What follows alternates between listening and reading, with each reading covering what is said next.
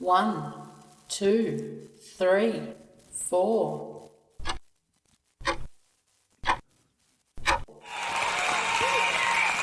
1 2 1 2 1 2 1 2 1 2 1 2 1 2. You are listening to the Online Time Fame Podcast. Thank you for listening. I'm your host JD. This is a good show.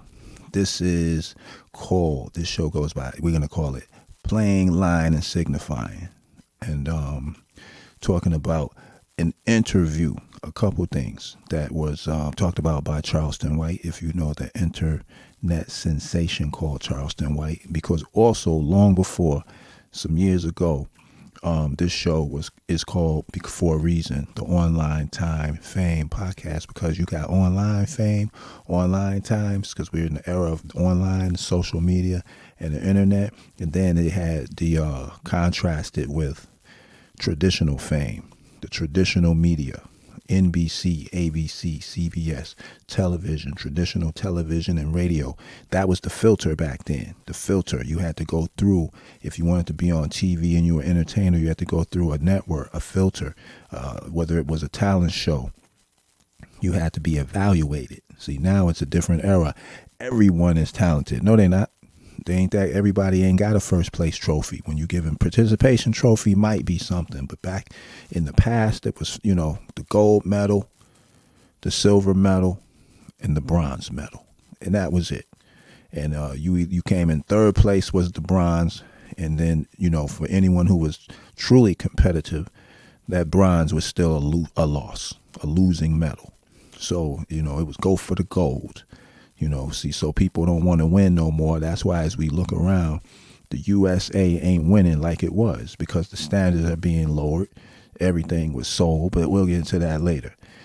So yes, playing, line, and signifying. We talk about the individual known as Charleston White. Just a perspective on it, because we mentioned a few things. And Charleston White is so advanced beyond people. It's two things to that too. Let's go to this. There was an interview Charleston White did, because it's hard to really pinpoint something Charleston White does, because if it's on his channel, it may be deleted. You can go to his website, but his website, they're going to have to advance it. I'm sure they're working on it, but they don't have like an archival section where you can find all his content, because the content may not last on some of these social media platforms because they can be deleted, frozen, whatever word they use if something is considered to be offensive. So on the Big Bank Presents Perspectives with Big Bank, on that show, it was March 25th, 2025, where they did a show about Charleston White was asked a bunch of questions, and they asked him about the balance between Charleston White, the character, and Charleston White, the actual man. And he did concede and admit the interest for the actual man. It would never be what Charleston White, the character, is liked and listened to for. The sensationalism, the shock, that's where Howard Stern was a pioneer of, when they used to call it a shock jock, Don Imus, when they would say something crazy, and get people's attention. Even in so-called urban radio in the early 2000s, it was Star. It was Troy Terrain, a.k.a. Star of Star and Buck Wild, and that was the biggest market, the largest market in the United States. That was Hot 97, 97.1, I think it is, in New York City. So when it was him and, he was saying stuff, that was all in that school, in the vein of what Howard Stern had done for decades in media on the radio. You know what I mean? So with Charleston White and him being the next era of that, the next generation, so to speak, or the new wave, the next wave, Charleston White, if he talks that talk and he talks that street talk, playing homage and ode to down south, because a lot of game is down south, and one misconception about down south is it's an accent, and people always used to stereotypically say people was from down south were slow, but down south sometimes play slow, because as everyone knows, a wise man can play the fool, but the fool can't play the wise man. He'll be discovered right away. They'll know this dude ain't wise, and we are in an era of people that ain't wise to play the role. See, after a while, people started playing the role and they followed the script. And they acted like they were something they never were. That's why as Charleston White came out a few years ago with his brand of entertainment, he gives up the game and he'll tell people. There's a number of people. Country Wayne says, don't argue with me. People was arguing with Country Wayne, telling him, you ain't no comedian, you ain't no comic, But these individuals they have a following. They come do a comedy show. It might not be funny, but they already have a loyal following from what they've done online that just want to relate to what they do. And Country Wayne went on to build a large following with his skits online. His skits are to the point he don't even have to appear on the skit.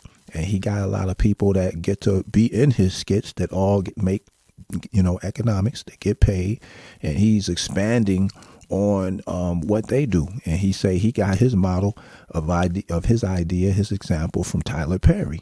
See, so when you build and you make something for other people, that can never be put down. When you expand, a lot of people, when they get wealthy, the past wave from, let's say, the early 2000s,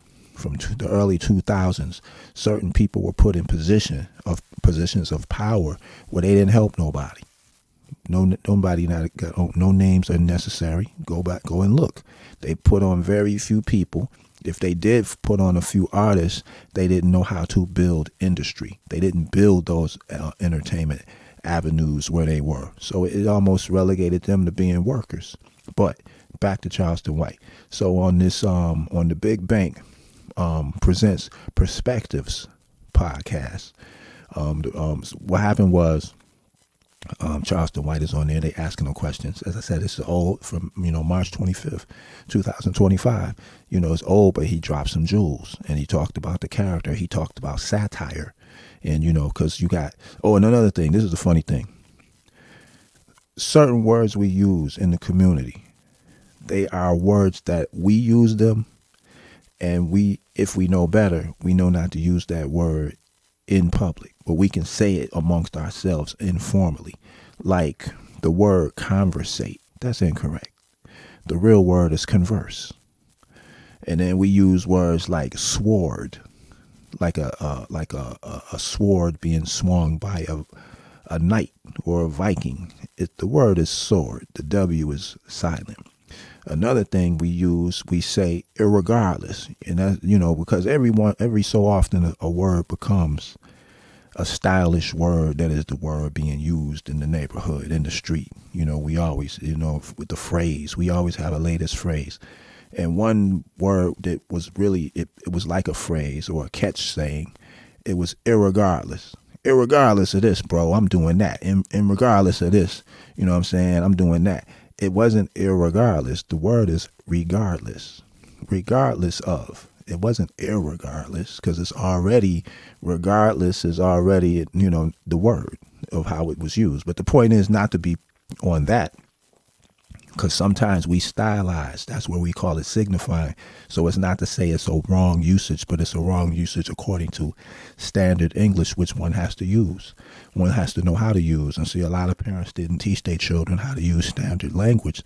So it's no way they could go in certain circles. They had to stay on the streets. They had to be on the corner. They couldn't go into a place of employment. They started, beads of sweat would roll down their forehead when they even had to have a conversation with a Caucasian, because they wasn't never taught how to speak properly. Just coming from poverty. They wasn't taught. Because you can't send a child sometimes, and Charleston White spoke on that. You can't send a child to school. He said school is for indoctrination. And I mentioned this interview, Big Bank. This interview was very introspective, because he was asking hard questions, and if Charleston said something, he would say, oh, wait a minute, can you explain that? And he would hold him to it. And he said, well, this interview, you got Charleston the man. But sometimes that ain't the interview that get the most views and clicks. It's the sensationalism that gets the attention with our people. It's that, that street stuff, that's signifying, that playing that game and that lying. That's what gets the attention. But if it's intellectual and smart, and sometimes we want to be entertained, we want to get away from the seriousness of life. Yeah, I get it, but there has to be balance sometimes. So Charleston has been able to navigate the balance between the two. So as him teaching and how to work with digital technology and use communication mediums such as podcasts. He's taught, just like Country Wayne was teaching. And the irony is his name is Country Wayne. So he was doing comedy, and as I said, a lot of traditional comics were like, man, these dudes ain't no comics and they ain't funny. It's a new era. It's a new type of entertainment. It's online time fame. That's what it is. It's online fame. These are the online times. Those is the old times. But this is the online times now. And that's the fame they came with. And so with even with Charleston White, and he discussed it on that interview and has said it in many others, he has gotten to the point where he could transition to mainstream comedy. He's in comedy clubs now. He's been in comedy clubs for over somewhere like a year.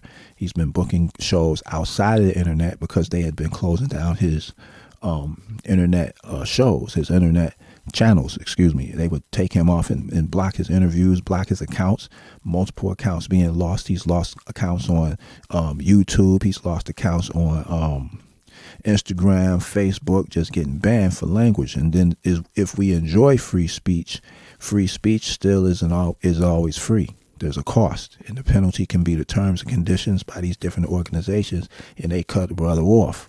They shut him down. So he dropped another gem. The gem that he dropped, where he was talking about how even when you talk about leadership, that's what this show is really about. But one more thing on the word, let us go back to this word. And when Charleston was under fire, he used this word. He said ethnocentrism. I like to say ethnocentrism, just like we say Kizar, Bizank, like how Snoop Dogg used to talk on certain songs. So I mispronounce as well. Eurocentric. That means thinking that one's European culture is better than others. Ethnocentrism is thinking that one's culture is better than others. And one of the early definers of that word, and I mentioned it before, was William Sumner. And he said ethnocentrism is the technical name for this view of things in which one's own group is the center of everything, and all others are scaled and rated with reference to it. And that was a quote. So, the world has changed. The game has changed. And when Charleston White hit him with the knowledge, the street mixed with the knowledge, that's the play. That's the play, because if you get the information, and that opens the door to you, and that's what hip-hop used to do. Hip-hop used to be a play to show you what to do. When you go back to Oakland, back in the day, Too Short used to say, just keep on rapping, because he never was presented himself as the most lyrical or the best with freestyle, but he didn't quit. He kept on rhyming, and he kept on rhyming what he was rhyming about. And Too Short was an early pioneer that had that style of what Dolomite was doing. Too Short was on that explicit raps, so he elevated that. And that was what Rudy Ray Moore was doing back in the 60s, because as I said in the movie Dolomite, he got the characterization as though he just succeeded in one album, but Rudy Ray Moore had multiple albums from the 60s, from like 59 or 60 till 1970. And then, by then he had gotten a major distribution deal, a better deal, and where the rights were favorable to him. And then he was able to transition and do his own venture, where he made the movie, Dolomite is my name, Dolomite.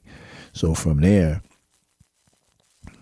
everything just, peaked, and he eventually reached the high point of what he was trying to do. So, as I said, when you look at Charleston White, and they was asking him questions on this interview, and he was going, 1-2-1-2 he was going, and he just kept rising because he elevated his approach, and he knew how to get the algorithm to be on his side and be favorable for what he was saying. At the time when he was just talking about knowledge, well, nobody listening to that, and that is a sad thing. And that's why when Charleston White used to talk about, yeah, man, a lot of these brothers need to go to prison. They're going to come back with, a better diet regimen. They're going to come back with some discipline, maybe a skill or a trade. And even though people was laughing, that's where a lot of people get their structure. Jail. They came out of poverty, a bunch of siblings, bunch of brothers and sisters in their family. Parents was, working class sometimes, because not everybody came from a bad environment when they chose the streets. Some people chose the streets for various reasons, but if they get institutionalized, they end up going through a different indoctrination. The school is indoctrinations, but then the institutions are a different indoctrination, which show and teach a certain type of structure, because the society has a structure, because the country is free, but very few people are able to utilize the full benefits of that freedom. For the full expression of the freedom of a so-called nation that's called the USA, because they don't have the economics or the resources, the material resources or the financial resources to make that a reality. So when Charleston was talking about, yeah, man, and talking game, it's a language. And a lot of people forget that the U.S. is very instrumental in acknowledging different cultures and, the difference in cultures.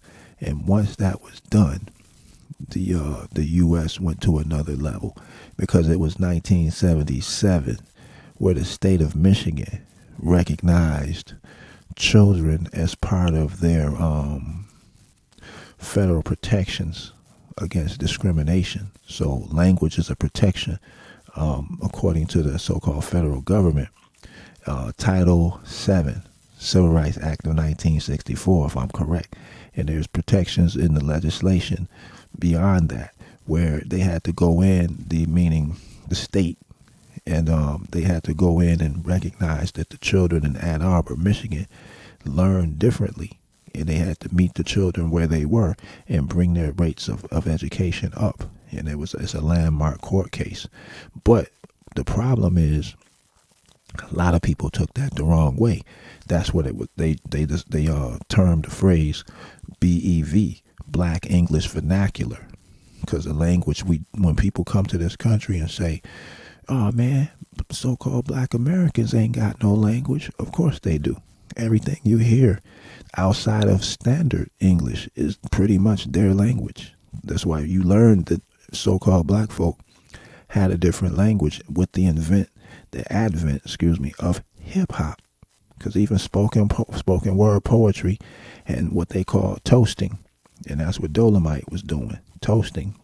And when people always say, in some of the scholars, and we'll talk about it another time, some of the scholars were like, "Oh yeah, that's from the African tradition," but ain't nobody really doing poetry about African content. It's a U.S. creation.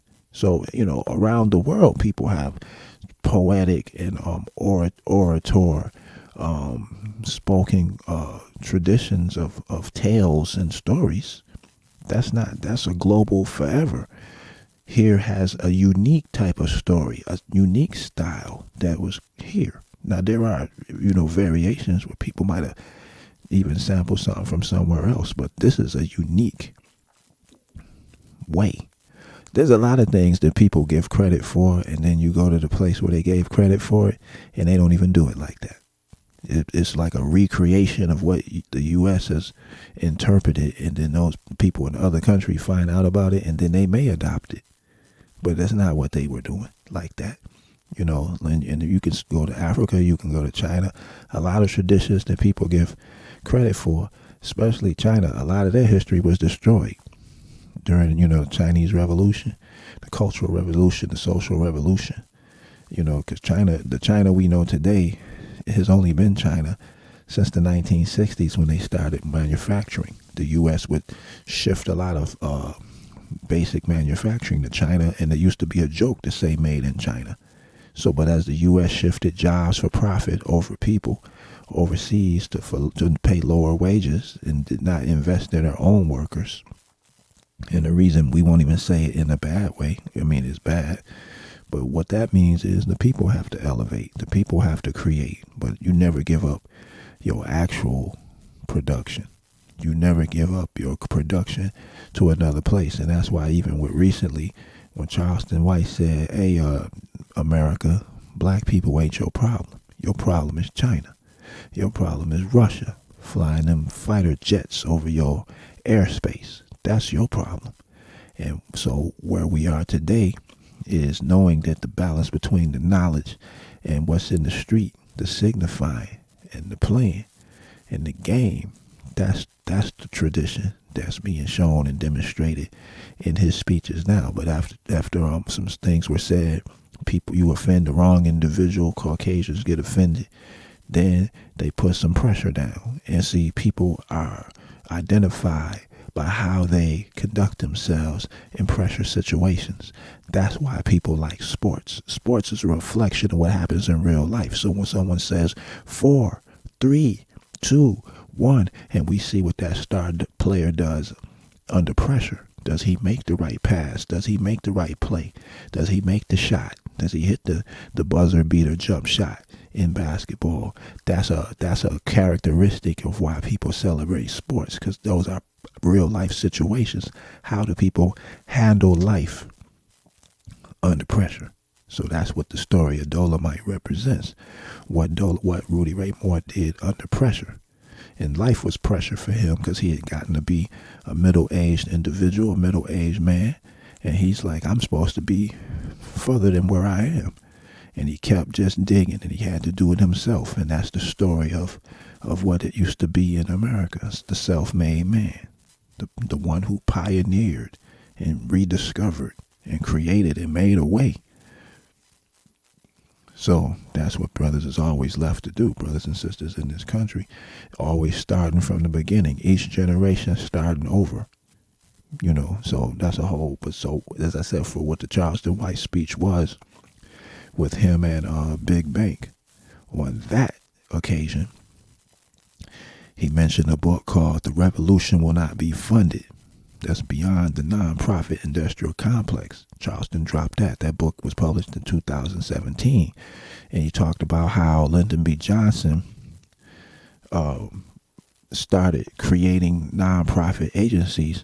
And in turn, he institutionalized community activism. If you want your check, you got to act right. If you want this money, you got to act different. So we say that to transition. And somehow that happened recently in Charleston White. Somebody tried to put some pressure on him because some comments he made, and there were some Caucasians who got mad. They got a little upset. And he went off. He went off in a way that people were not prepared for. And so there was 3 occasions. Charleston said this. And anybody who reads, they know.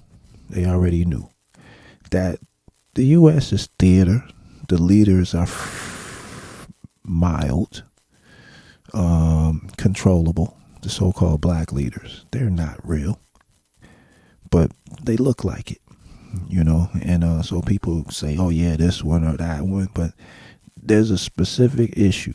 And let us go back to why the Online Time Fame podcast even functions the way it does. Just kicking it, talking. It ain't barbershop talk, but it might be some of that talk. There were, people talk that talk, but it got to walk that walk. It got to be shown and proven. So, like I said, there's a lot going to go on. But let's say this. Content is 3 things. The way we would like to do the content. We don't want to say people and talk about nobody. And it may be the personification of someone. That's a little better. Because if you talk about gossip, something they didn't do, and you going back and forth, that's content. That gets popularity. You put some names and talk about somebody bad, and then they come back. That's a level of entertainment. You got people who, it's like wrestling, WWE, WWF, or whatever. They create scenarios and fake beefs Also, because they say three things. Small minds talk about people, average minds talk about events, and the great minds talk about ideas and implementation, application of ideas. Problem solution solved content, but that might not be as popular. The most popular route that people take is average. No, not even average. Small-mindedness, lightheartedness. Nobody wants to necessarily be serious when they want to be entertained. But if you're giving them some knowledge, what they see, people think game means taking advantage of someone. But game is just synonymous with information that we can relate to. Strategy, that's just a word. And it's different degrees and levels when you're giving somebody some game. So you give them some information, some knowledge. So that part, it can be, at the average level. It can be at the basic level. It can be at the small-minded level, But it also will definitely be at the greatness level, the advanced level. So that's why the 3 points are that. Small minds talk about people. Average minds talk about events. And great minds talk about ideas and the implementation or the problem solving applications. And that's what they want. So Charleston's dropping game. He's telling people how to do stuff.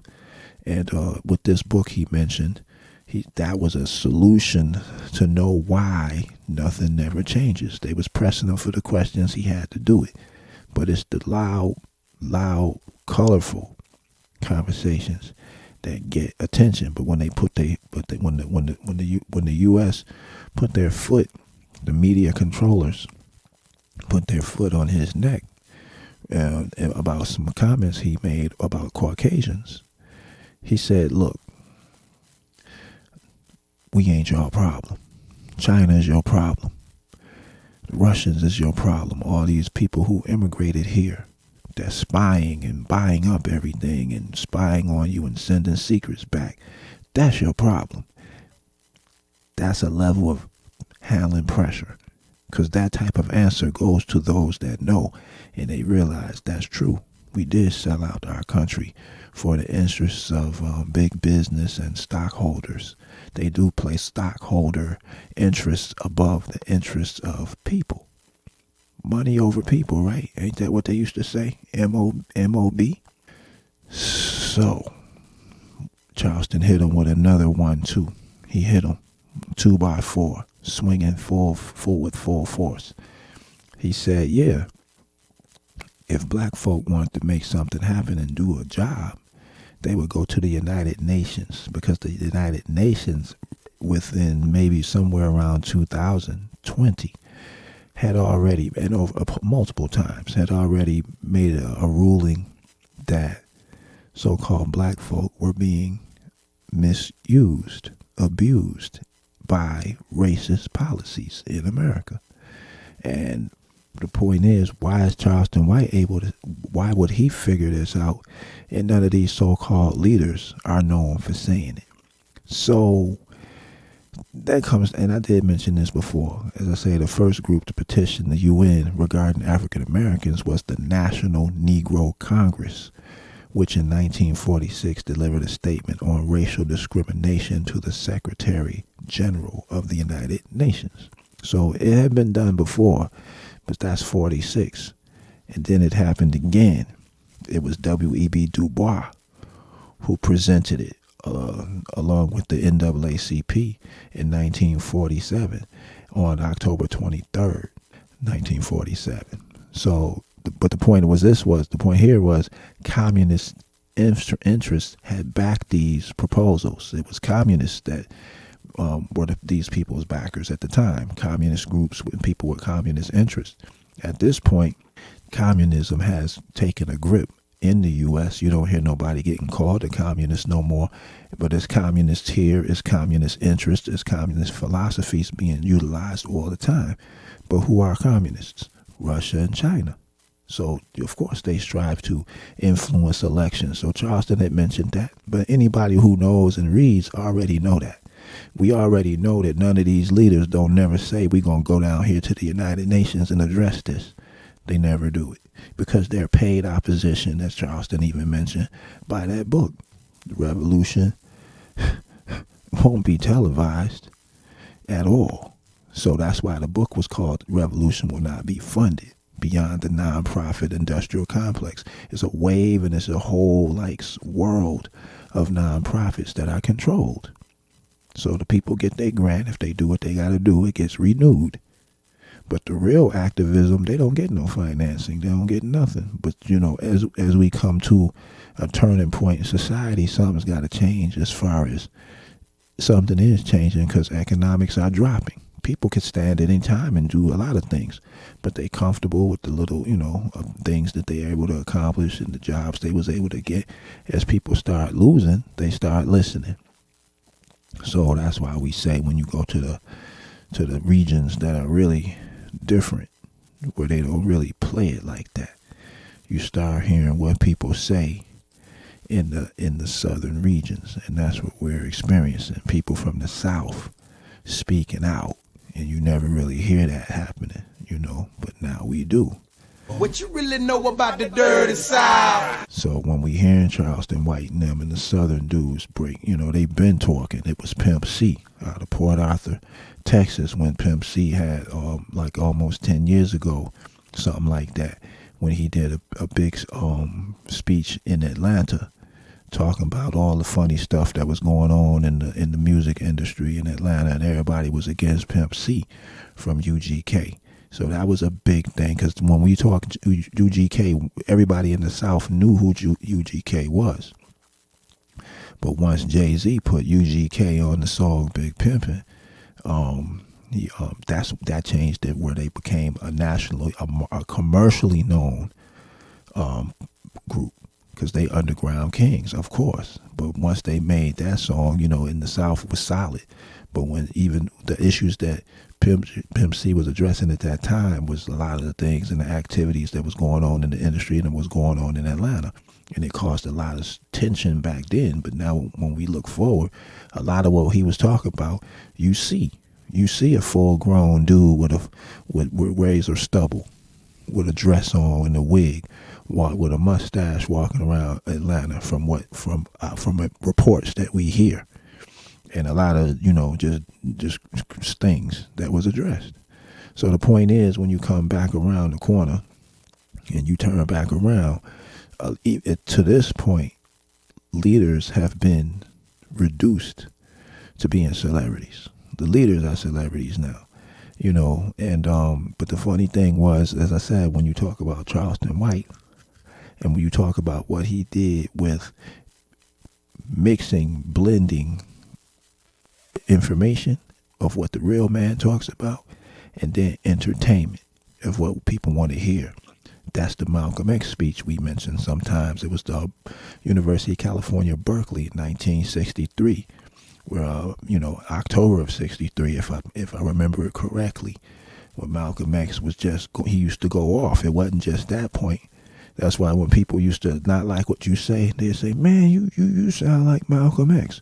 Malcolm X was talking about what was happening in back rooms and meetings and things of shady nature that were happening where people were doing sellout moves, and they wasn't keeping it 100%. Malcolm X kept a lot of leaders above board, and he made them be 100% transparent about the actions that they were carrying out, and no one had never seen nobody do that.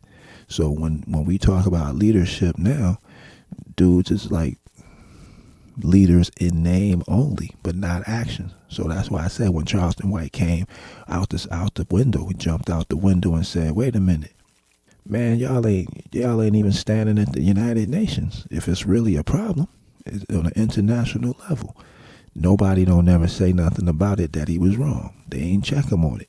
Because as he said, everybody knows what Malcolm X said when he was talking about, these aren't leaders, these are puppets and clowns. They knew when Malcolm was saying these wasn't no leaders, and that was a specific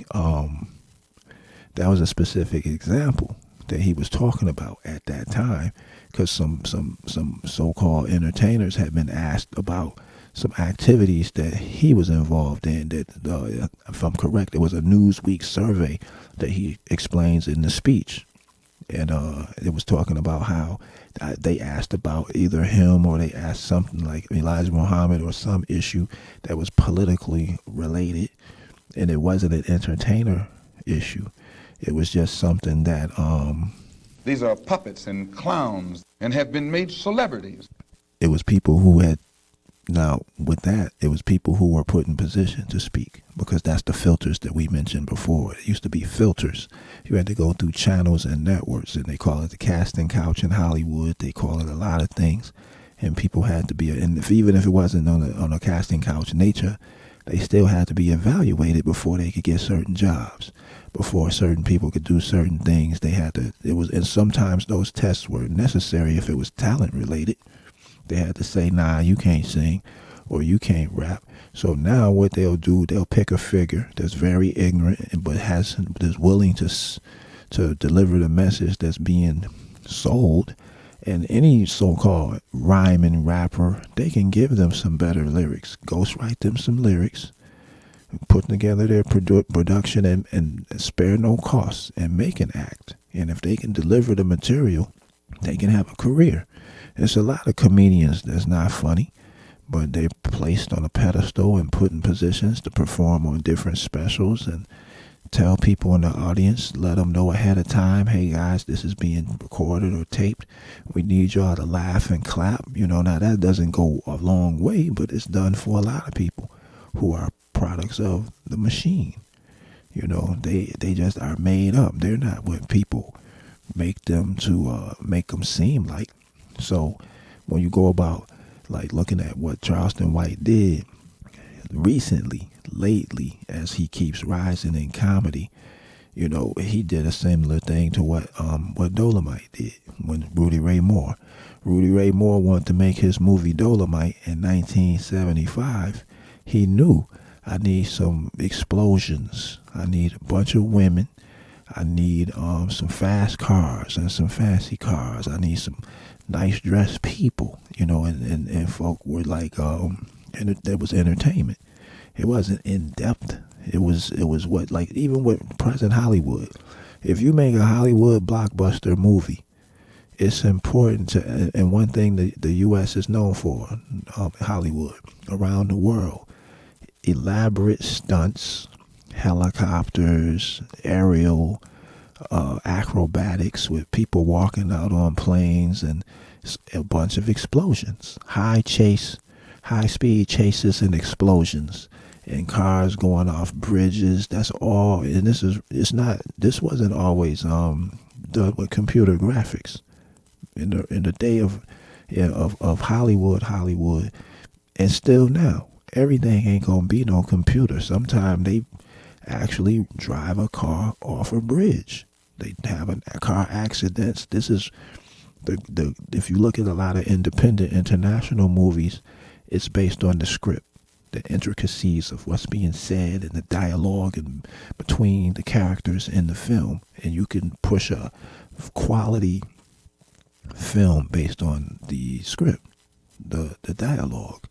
Hollywood, they have dialogue, and they can have great dialogue if they choose to. But if it's an action movie, you're there. I want to see, all right, this movie is an hour and a half. Can we have 4 explosions every 10 minutes? Can I get a massive car chase? Can I get 2 cars? Let me order like McDonald's. Let me get 2 car chases, 4 explosions, 1 high-speed chase where they're driving in reverse, and I need one jump where the bridge is starting to raise up so a boat can come through the river, and I need a car that jumps over the bridge, over the boat, and lands on the other side of the ramp of the bridge and goes down. Can we get that in the movie? And that's Hollywood. So with Charleston White, as he brings the sizzle, as they call it, to his comedy, to his online presence, that's where it gets the attention. And the funny part was, as with Charleston White, and he did say, I think it was the comedian from the radio personality from Washington D.C. See, that was there was a movie. It was Don Cheadle played him in a movie, and and this is the funny part that people don't know about Petey Green. That was what his name was. Petey Green, when he started the Washington D.C. radio station, the people right now, Petey Green, the talk show host, at the station they had, TV1 is when they rose from what Petey Green did. TV1 was a radio network at first, and when that was the Hughes family, Kathy Hughes, and when they rose up, Kathy Hughes, and because of what he did, they just went to astronomical levels. And Kathy Hughes and her, and as I said, and what they did in D.C., that's what, Dolomite has that same type of energy, and that hyper energy, but it's based in realism. So it's and Charleston White mentioned that. He's like, yeah, man, I'm like Petey Green, Rudy Ray Moore. He mentions Dick Gregory, so he gives the blueprint of what he's talking about and where he's coming from. Because see, now where you have people that knew, they had real life experiences. Petey Green, he overcame drug addiction, prison. You know what I mean? So you're gonna come back in the street and be real, and the people in the street are gonna relate to the real. They're not gonna, sometimes people went to college, but they don't have that relationship to the people. Because you got different levels of people. You got this, like I said earlier, the working class, the working poor, the upper, you even got lower middle class where in this country at this point, a lot of people is living check to check, even when they seem like they got money due to high prices and inflation. And what's happening in the last 30 years with inflationary rates.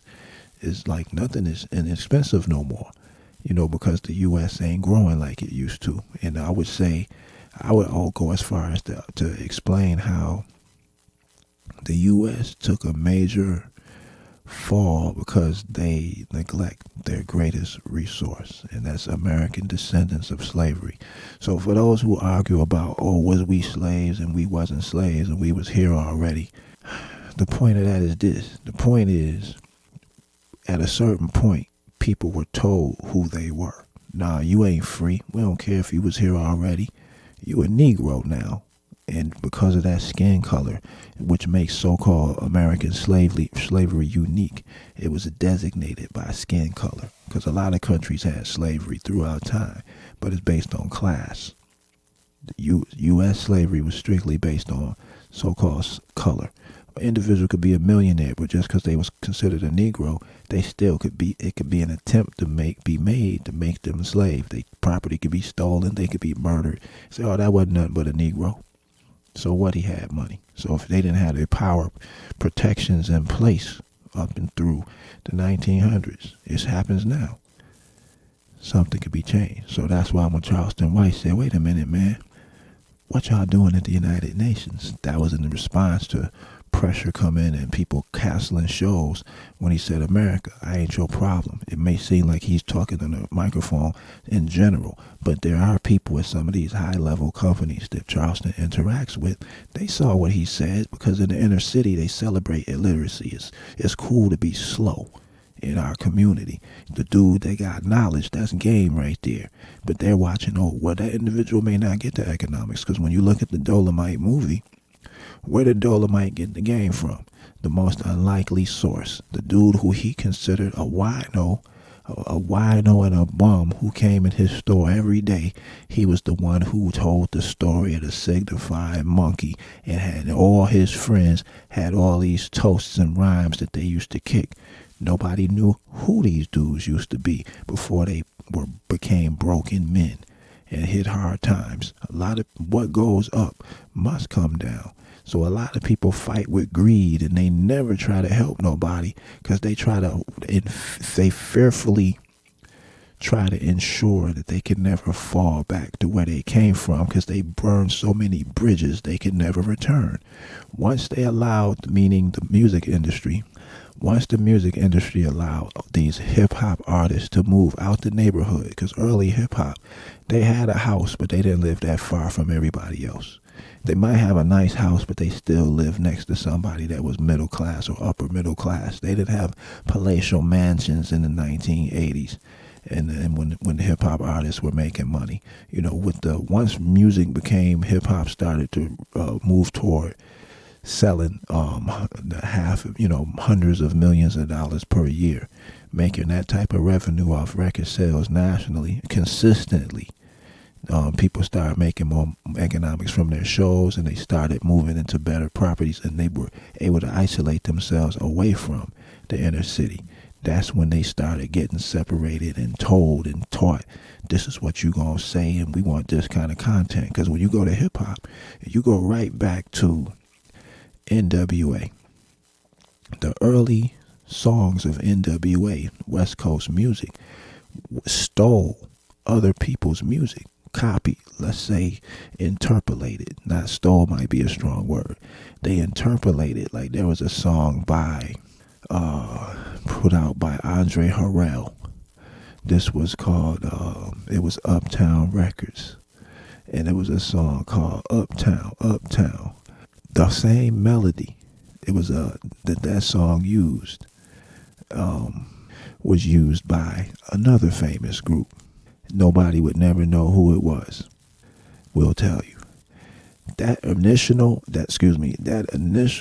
record. Let me find it. Hold on. Let me see if I can come up with, because I know the song.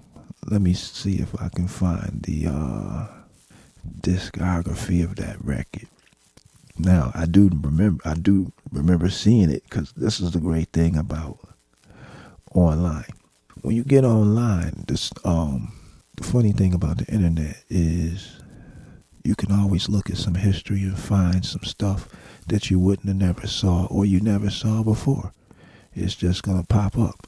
So I was wrong. The name of that song was Uptown is Kicking It. And it was a 1986 record.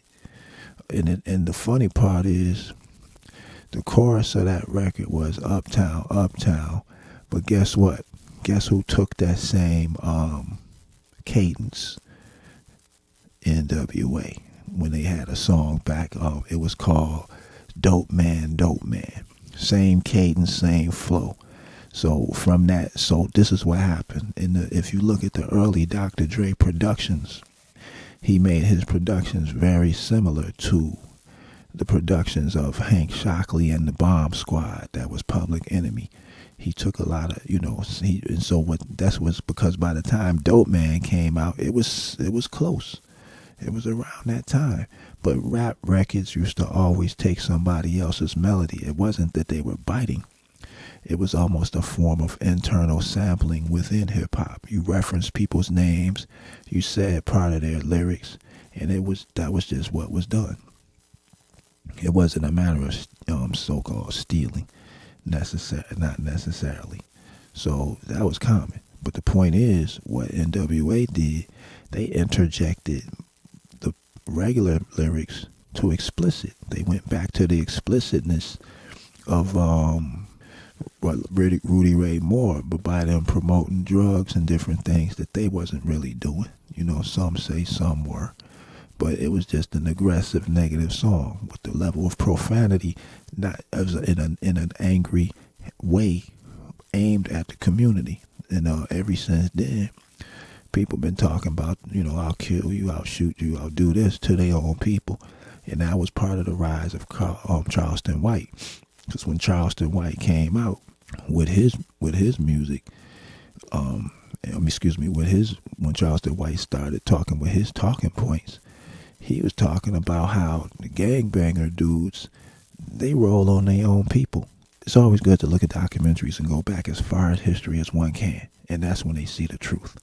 When one goes back and reads old books and goes back and read old magazines, that's where you get the knowledge, and you don't have a reason to really say someone is your OG or uncle or something. There are family members that will teach, and we're supposed to learn from the elders, but one has to also go out and do their own research and studying, because then you become like wiser at a young age and don't have to go through the bad experiences. One has to study. It's almost like, I guess, in a symbolic way, we watch a movie and somebody's talking to an old sage or a seer. That sage or seer has become a book. It has become some research. That crystal ball is a book, because history repeats itself, because people don't usually change from what they did. Another generation comes and does the same thing. Another generation does the same thing. So history it repeats itself, because it's easy to do certain actions that had been done in the past and do it the same way. To trailblaze, to change, to elevate, and to break through it a new way is more difficult, even though at the same time nothing is new under the sun. It ain't nothing new. So people just do something that had been done. So what all NWA did, they took a lot of, like, when they took the wave of hip hop, by, like, they came through. They hadn't dominated, but in the early 80s, mid 80s, when NWA was rising, before the wave became Death Row Records, they were just one amongst others. They weren't the dominant group. Other rap groups were still at the same level. But after a certain time period, record executives started telling artists, we don't want that positive music. We don't want that. And they started doing that in the mid-90s. So that's when they embraced the content of Jay-Z. You know, that's when they started to embrace the content of Bad Boy Records. The ignorant materialism is called in the conscious world. And that's another part. The so-called people who are called conscious, that wasn't the consciousness of the people from the 1960s through the 70s. It became a new wave of so-called consciousness that was online, that it was something different. And I won't call it a name, but if you look at these individuals in the path they took, and things that happened to them, was that really for the people, or is that for someone's own benefit? Was that money going toward a real change? Because as we just mentioned before, what Charleston White hit him with, he said, if you're going to do something, it's right there at that United Nations. And ain't none of them going to ever do that. Ain't none of them going to never address The Hague in the Netherlands, the World Court. Ain't none of them so-called black folk who call themselves leaders of business and industry, so-called black. They not going to never address the issue for the people. And this is the point. Libraries are our greatest resource, because people can go in, educate themselves, and read. They ain't got no library card. They don't go to the library. Everything they look up is based on Google. Google ain't a book.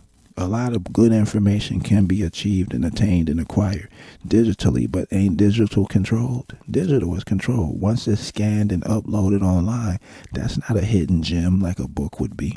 That's a whole nother subject. But as I say, them leaders, them so-called people, they ain't doing nothing. That's why the working class and the poor don't relate to the upper class, because once people rise to a certain level, they play in the game. So they have common words they call people. That's not necessarily what it is, but the idea is correct. They call them Illuminati. They call them generalized terms that's not really true, but do have some truth to it. They be them so-called sellouts. That's what Malcolm X used to call them. But as I said, when you talk about the sizzle, the excitement of what Rudy Ray Moore was doing and how he captured the imagination of the people, it got to be entertaining. If it ain't entertaining, they don't want to listen. Sometimes we tired folk that worked all day, had to deal with their children and different, problems of the world, and they want some relaxation. Sometimes you listen to stuff for information, but sometimes the information can become depressing because we have these answers and ain't nobody doing nothing. The leaders, it was never their job to solve the problem. So Charleston White did touch on all of that in his speech in that Big Bank Perspectives podcast we mentioned from March of 2025. But so that was a significant interview. But as he said himself, Charleston White said, I kicked this knowledge. That ain't really when I kick it about the man. No, they want to hear that sensationalism and them stories. That's when you go back to that I can call it signifying and playing and lying and play lying. But, some might say there is an element of what people like to hear is cooning. So the cooning is more like the sellout buffoonery that's ignorant. But if the ignorance is tied to intelligence, that's very dangerous, because the way they get to the people based on how they've been programmed for centuries is entertainment. That's why it was the silent side of the knowledge, and then it was the public side of the knowledge. The silent side of the knowledge was what we didn't say to everybody and what we didn't say out loud all the time. And then you had the public persona, as they say. And then we had the public information.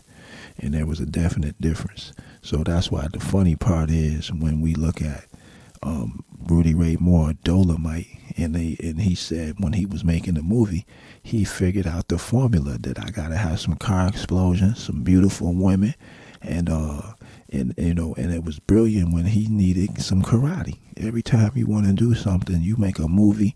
That's like when they remade Michael Jai White remade Black Dynamite. So Black Dynamite was inspired by those 70s blaxploitation movies like Dolomite. So when he made that, but nothing matches, because the 1970s era of movies, because that was the era when Bruce Lee was one of the top movie makers back then, one of the first superstars of martial arts, and popularized and brought martial arts to the mainstream. It was Bruce Lee. So back then, that was right around the time from when Bruce Lee was famous. So Rudy Ray Moore said, yeah, I got to have some karate in there. And it was funny because he was asked, Do you know karate? No, but I'm a fast learner. I can learn how to chop me a motherfucker.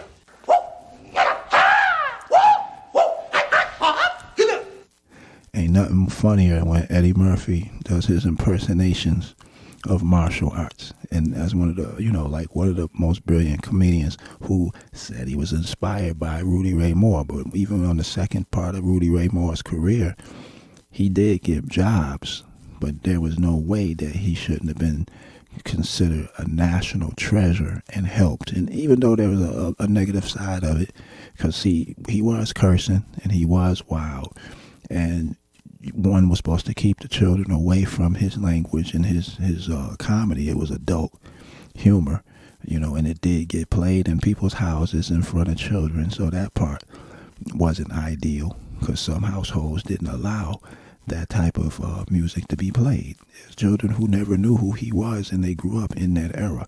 And then when they did hear about it, the difference back then was people knew I ain't supposed to be listening to this, but I'm listening. So now people hear negative stuff and they think it's right because it's presented as though it's right.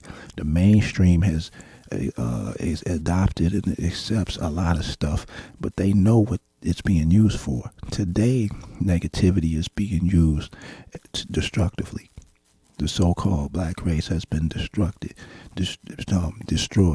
genocidally through the use of negative imagery placed inside the music. It has an effect.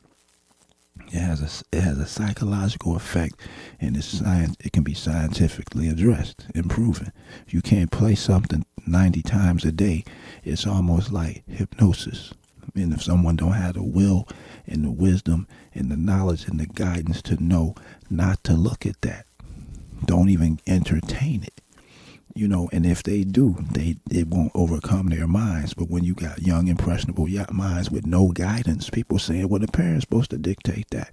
The parents are broken, and they got broken. So at a certain time, people were changed. But the point is, so Charleston White drops those jewels, and as I say, they put that pressure. The reason he's able to exist like he does is he has the intelligence. You gotta have the signifying, or the brothers ain't gonna like it. They don't like too much knowledge. You gotta water it down. You a superstar amongst other groups, because other groups and other people, when they see it, they say, well, damn, I'm hearing knowledge from this individual, where most of the images that are put out on so-called African Americans, so-called Negroes, is negative information. Even those that so-called control BET, that's one of the biggest jokes in television. Revolt, all these channels, they don't have no staying power where they're putting out positive imagery. They don't do a better job than Soul Train. And that's almost like 60, 70 years ago. And they not even close to the level of imagery, of positivity that was shown back then. So with that being said, that was just a quick show that we wanted to review and drop that jewel to that was a show that was done by the Big Bank Perspectives, and that was featuring Charleston White, and that was back in March of 2025. So that's what that was. But yeah, so when that street flavor and that street flow always gets attention. It was always big. So as I say, when they mixed it and they put different elements with it, with the street talk and that streets, what they call slang, which is recognized nationally as something much more. You just can't. That era is the past, but the elements that it applied will live on forever. You know, the knowledge that was used will never fade. The knowledge that was the topics that were addressed back in those days, those elements will always exist. So again, you're listening to the Online Time. You're listening to the Online Time Fame Podcast. I'm your host, JD. Thank you for listening.